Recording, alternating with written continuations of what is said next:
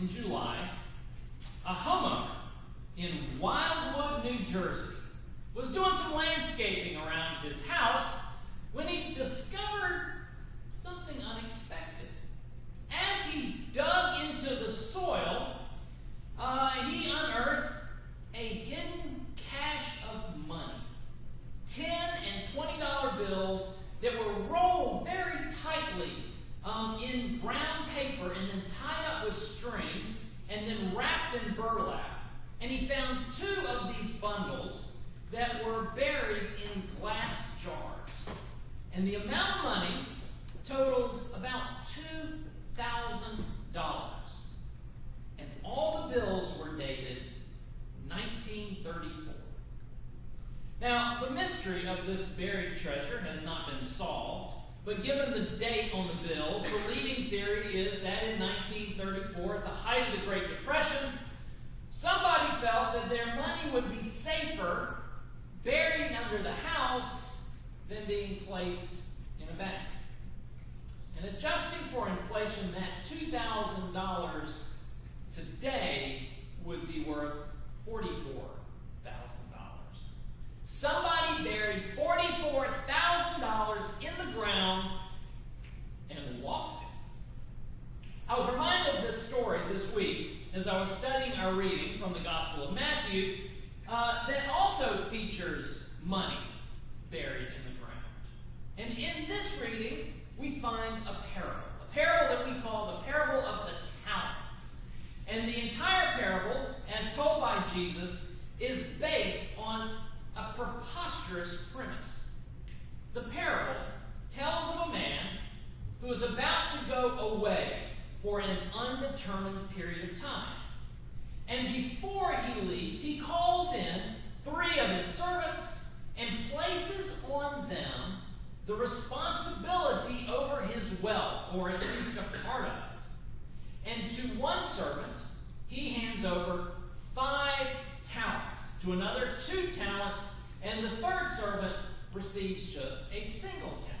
And the man gives to each of these, as the parable explains, according to their ability. And then the man leaves town for parts unknown. Now, a man leaving town on a trip, that's not preposterous. That's not the preposterous part of this parable. However, entrusting his servants with 8 talents of wealth, that is. Because a single talent alone is a preposterous amount of money. So what is a talent? Well, talent is a Greek word that we have appropriated in English. And today we use it to describe the special abilities that some people possess. A talent for music, a talent for art, a talent for juggling chainsaws. But in this parable, the meaning of talent is money, an absurd amount of money. So, how much is a talent? Well, a talent of gold.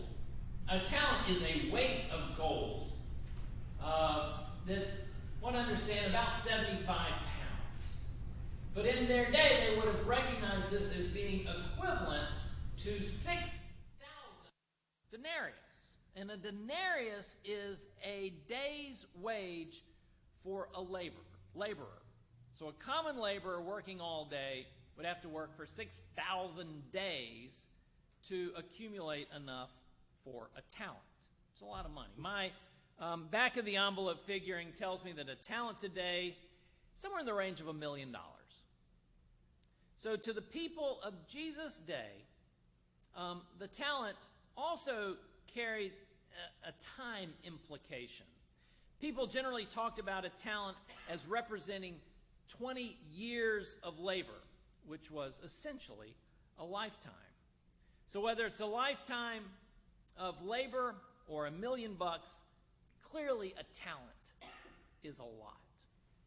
So, in our parable, a man goes on a journey, and he entrusts 3 of his servants with $5 million, $2 million, and $1 million, respectively. $8 million total.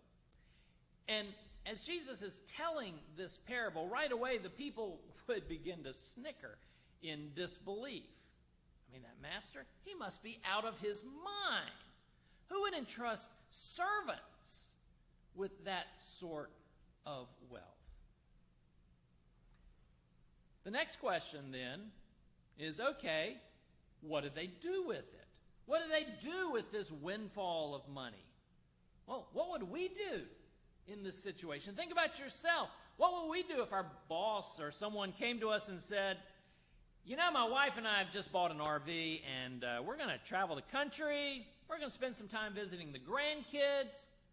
We're going to be gone for a while, we don't know. We'll be back when we're back.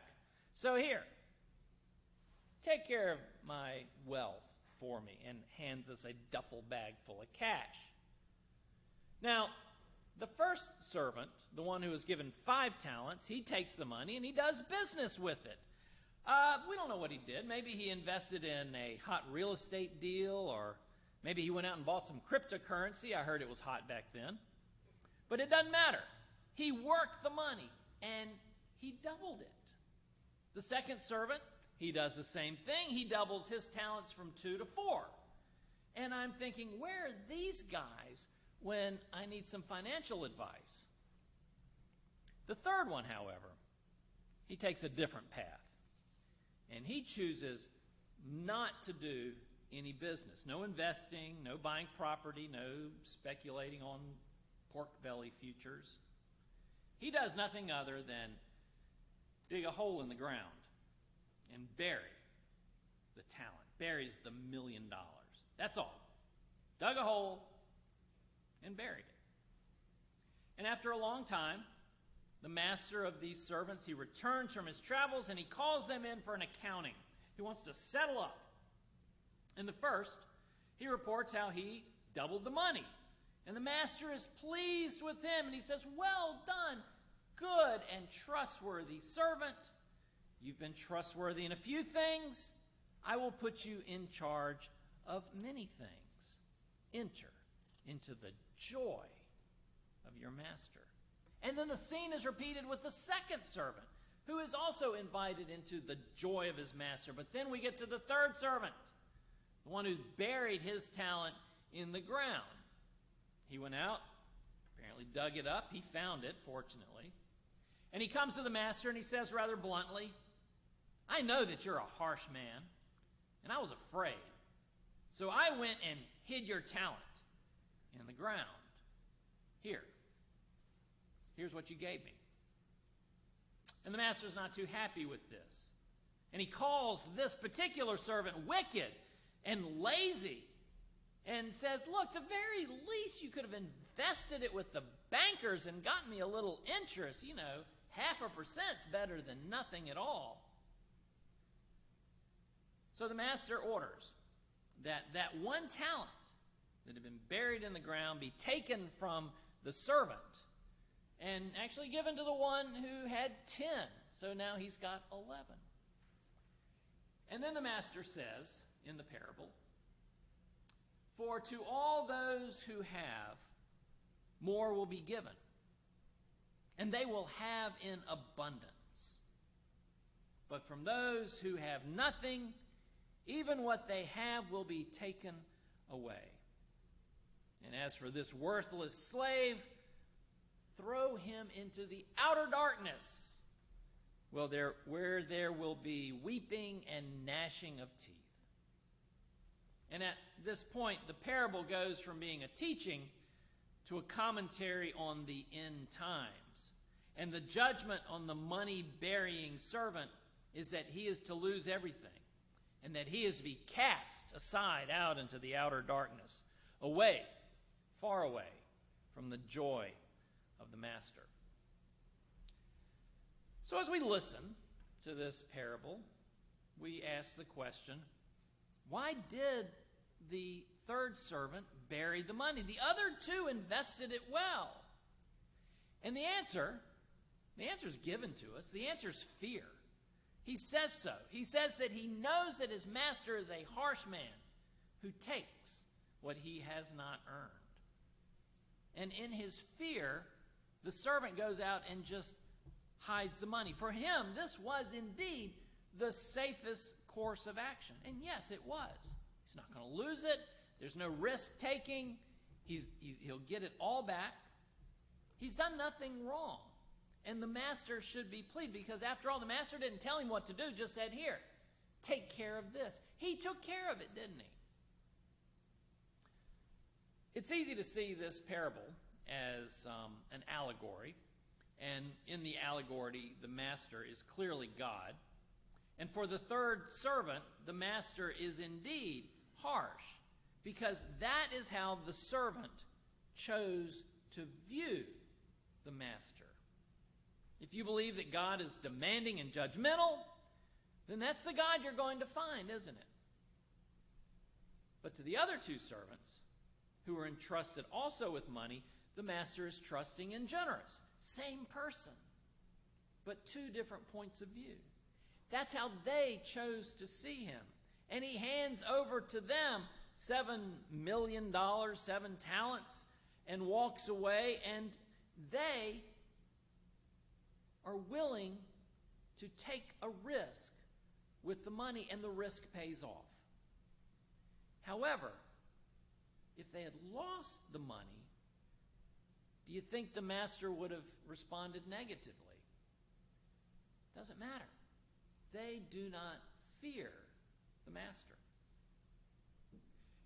Our sermon today is the start of a series on money, because this is the time of year, as Frank explained, that churches turn to their members to make a financial pledge to the church for the coming year. And that makes this an especially appropriate time to talk about money. And I've invited more of you who will come and do as Frank did and speak about why it is that they willingly give to the church. Giving is not just a means to support the church and its ministries. Giving is also an expression of our relationship with God, a sign of our joy for God's love. Clearly, God has blessed us all. And so do we choose to take the gifts in our lives, but in fear do nothing? Or do we take the gifts in our lives and invest them in the ministries of the church, in the work of God's kingdom, in the name of God's love? What we find in this parable is that when we view God as love, then the risks are minimized, and the gifts of God will always multiply. This parable is also about waiting. As we wait for the day of the Lord, the day when the God will return, when Christ will return. However that may look, how is it that do we wait? Do we take what God has given us and bury it in the sand? Or do we take what God has given us and work God's will with it? In our parable, the servants are servants of the master. They are extensions of him, of his household, of his work. And in his absence, they become his representatives to the world. As God's people, we too are extensions of God. We are to be extensions of God's work in this world.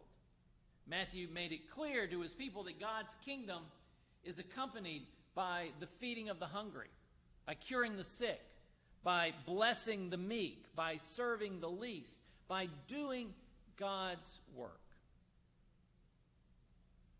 I'm still haunted by the story of that buried money found in New Jersey. I want to know, who buried it? Why did they bury it? How did it become lost and forgotten? And did the loss of that money, $44,000, not an insubstantial amount, did the loss of that money hurt that family? Well, the story is not unlike Jesus' parable, is it? Yes, the money was buried likely in a time of fear, but by burying the money, the one who buried it lost everything. 90 years later, that money was indeed given to somebody else. And in the same way, the servant in the parable who buried the talent He risked nothing, but indeed, he lost everything. His money was taken from him, and he was banished to the outer darkness. Here in the church today, the question we have to ask ourselves is, are we driven by fear, or are we driven by joy? Do we choose to take the road that leads to the outer darkness, where there is pain and despair? Or do we choose the path of God's love, a path that brings us into the realm of joy? How is it that we choose to use our talents? Amen.